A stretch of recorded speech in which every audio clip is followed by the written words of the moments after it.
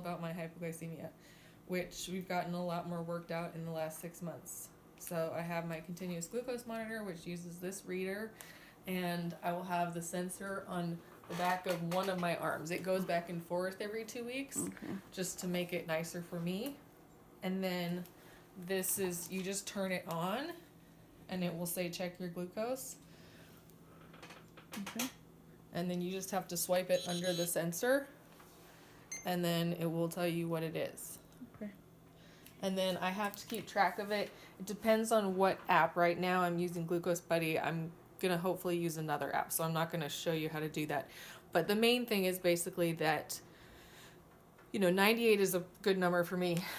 Pretty much the main problem is going below 70.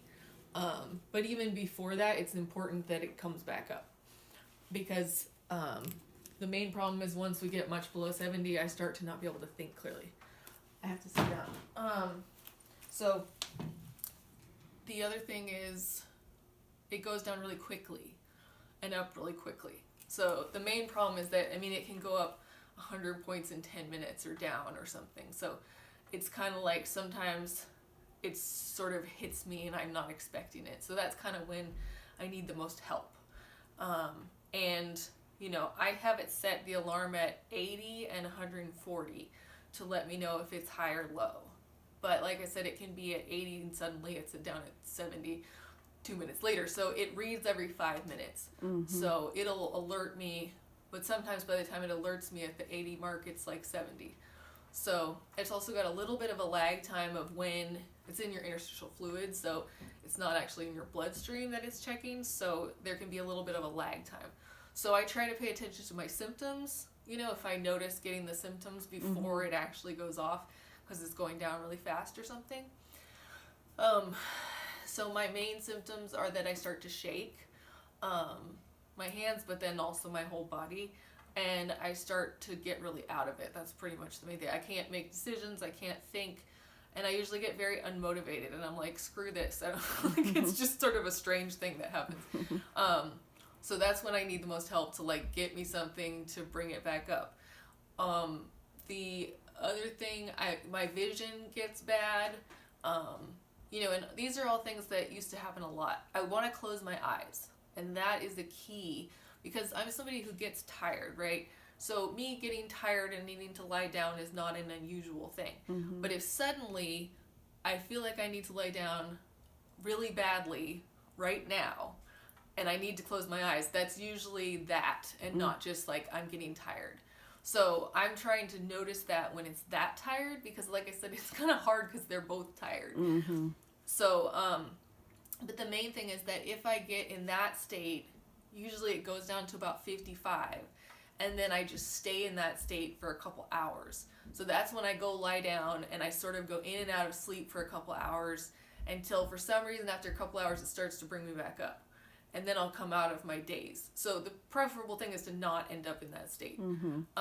So pretty much, I haven't had any of those in a couple weeks. I've managed to stay out of it. So we're doing really well, because it's been 6 months and it was happening a lot more than that. The other thing that's important is that my reaction to carbs is abnormal. So I can have, usually I have juice boxes that are around 10 grams of carbs, and it's juice. And for me, that'll bring me up 20, 30 points in a few minutes. So that's the best thing for me. One of the problems with anything that is actually glucose, I do have gummies in case I need them, and they're not a lot. They're 3 grams of sugar in each one. But I guess for me, if I have 3 of them instead of 2 of them, I can spike my blood sugar. So we're talking 3 grams of sugar carbs can spike me to 140. So the main thing for me is that I have to be super careful about what I eat, not because 140 is terrible, but because as soon as I go high, I instantly go low really fast. So it can be, last time it happened, it was decent, which was went up for 20 minutes and down for 20 minutes, which is not that bad. But for most people, you wouldn't have a 40-minute spike crash from a couple carbs. Right. So the main thing is having medium carbs, I call them, which are more complex carbs, you know, just like quinoa or crackers. I have gluten-free crackers, or, you know, I have like crackers and cheese or apples and peanut butter, or like, because apples, it's like 12 grams of carbs in a half an apple, you know. So usually I try to have around 10 to 20 grams of carbs, of some sort of medium carbs, to get me to be up a ways. The main thing is that I have to have some slow carbs slash meat in my stomach most of the time. And then it won't spike if I take that. If I have nothing in my stomach, the 20 grams of carbs will totally spike me. So that's the reason that sometimes it happens anyway. So it's very much a like experiment. It's not a total science. Right. So I do have things like I put things in containers. So there's like, I actually count out the crackers and stuff like that, because like I have to have it be exact. So another thing is that I have to input exactly what I eat, which I have a lot of the things already inputted. So it's like, if I've already eaten it, it's easy to pick it, you know, and it says how much carbs it has in it and stuff like that. But the main thing is just that it can, depending on what else is in my system, be very different. So I generally try to eat meat multiple times a day. I don't like meat, so this is very hard for me. Because any other protein just is not quite the same. Like even eggs or fish or something, it's like I just tend to not last as long. So I'm trying, but I'll let you know if I start to crash and I haven't had any meat, then it's going to be a little more complicated. But the main thing is to know that I always have to have juice boxes, and I usually have them around. I have my little lunch bag here that we take with us if we ever leave the house, and it has like juice boxes and then medium carb snacks like chips or something, and I do have them, you know, portioned out into like 10 grams of carbs in a bag of chips kind of thing. So now I'm going to try to just buy small chip bags, you know, because it's really a pain to do this. Like the snack size ones? Yeah. Okay. So we're finding all the things that work, and like I said, it's all a experiment. Behind you, I do have a lot of snacks that are kind of low carb, high protein kind of things. And so those are generally a good sort of in between. Okay. So maybe like if I'm getting low, you know, have a juice box and then make sure I have something else with that that's in the medium carb range, not the main protein range, you know. And then after that, I should make sure I have enough in my stomach. So most right now, usually I have pre-made meals. It won't stay that way necessarily, because when we start making our own stuff, once we get the exact parameters, then there'll be more things that are pre-made that we made. But mostly the main thing is to have things that are exact. Right. And that's the sort of complicated part, is that it has to be exact, and then it's still sort of a hit or miss sometimes. But I am trying to find out which things that are medium carbs, which is mostly things like, you know, beans or quinoa or something that has more carbs that is going to take me up more quickly, but is not super high and not super sugary, basically. So the other problem I've had is that if I eat just low carb, I basically stay at 70 all the time. Like I don't actually go up at all, which I don't feel very good. So I've been trying to do this sort of medium carbs, but it ends up being like, it's actually kind of difficult and sort of complicated to keep it up. So I have to do it maybe every couple hours. Like I said, I have to pay attention to my symptoms. I have to pay attention to my alarms. I usually check it multiple times. Sometimes I'll check it up to 30 times a day or something, because the alarm will keep going off if it's a bad day. And one of the other things is if there's like some huge stressor for some reason, it usually just gets out of control. And then I just need to do whatever I can to keep bringing it up every time it crashes. Because that's pretty much what will happen, is it becomes just really, it doesn't make sense after a while. And that's where it's not so much of a like, figure it out. It's more like, okay, let's bring it up again. You know, like just keep trying to do that.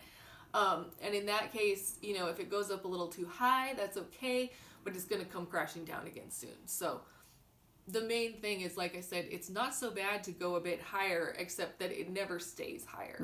You know, 100, 110 is actually really fine. It's good for me. Like above 90 would be really nice all the time. You know, my alarm is set at 80 because otherwise it goes off a lot. So I actually used to have it set at 65 because it was going off all the time. So we've had a major improvement that now it's at 80 and I can actually like handle it. So maybe someday we'll go higher. But anyway, so things are going much better than they used to, which means a whole lot less time of me being out of it, and I have a lot more energy. So that's really exciting. And I just wanted to show this stuff in the kitchen because it's really helpful. So a glycemic index is how fast something is absorbed. So like I said, for me, it depends because sometimes if I have something in my stomach or not. What? Somebody's calling you. Oh, don't worry about it. But if I have something in my stomach or not is going to change how fast it's absorbed. But it can give you some idea, like, you know, the nuts have cashews have a 27, right? This is out of 100. Glucose is 100. And so that's pretty low, right? So that's the idea with certain things is like it'll be pretty, that won't bring me up very quickly.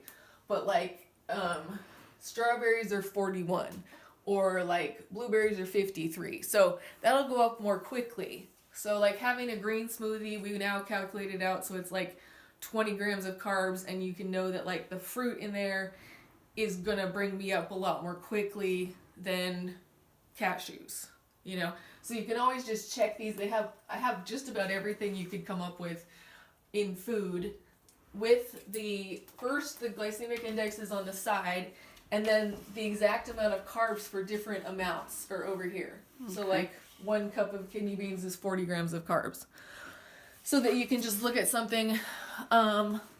The other thing is these are some medium carbs examples, and they're in here, which is like the popcorn or the crackers or the chips or something in like exact amounts. And then this is pretty much, if I'm really crashing, this is like fruit snacks and stuff. And there's Skittles back in here. Okay. Just if it's really bad. But it will definitely spike me. So that's why it's like, if possible, not to do that. And then also the things that I have that are actually like snacks already made, I have all those up too. Okay. And also the shakes I have that are in the fridge. And those are pretty good because they're not very much carbs. They're like about 10 carbs.